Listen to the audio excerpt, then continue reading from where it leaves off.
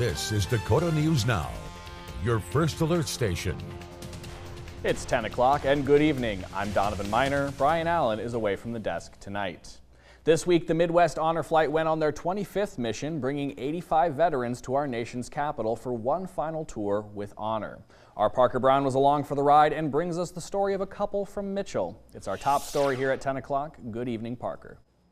Good evening, Donovan. Martin and Cindy Christensen have long resumes with the military. Martin served in the Army for 33 years, while Cindy served in both the Air Force and the Army over 23 years. Their paths crossed in the middle of their service, giving them a unique love story. Martin Christensen joined the Army ROTC and didn't need to deploy to Vietnam because at that point the war was ending. He then went to medical school at USD. Got to do my residency at Fort Bragg, a dream job and family practice, and then I spent another couple of years on active duty at Fort Polk. Went back to Mitchell, South Dakota to practice family practice, stayed in the reserve. Cindy Christensen joined the Air Force first. She wanted to be placed in the hospital to work in the medical field, but Uncle Sam had other plans. She was the first female air-to-air missile mechanic in the U.S. military, a title she didn't think much about, but brought some challenges. It had a lot of trials, working with all men, and they really didn't want females into their area.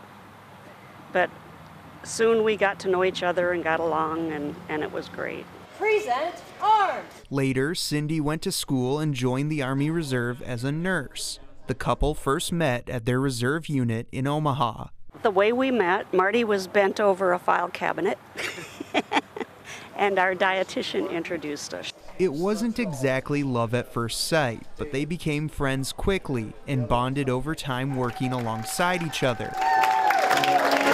Before and after getting married, their life at home was interjected with deployments during Operation Desert Storm and the War on Terror, with Martin promoted to colonel in the field hospital and Cindy joining him on his second tour. Separation is one of the hardest things when you deploy away from your family and you leave for a year or longer and you give up that time and never regain that back, but it's the memories we share, and I'm sure they appreciate the things we did for them. They finished their military careers together in Iraq in 2006. It was only fitting that they were honored together on the same honor flight.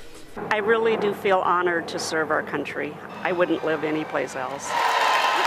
It's really an honor to be here to share that with them, and especially with our family, you know, they get to hear our war stories, right?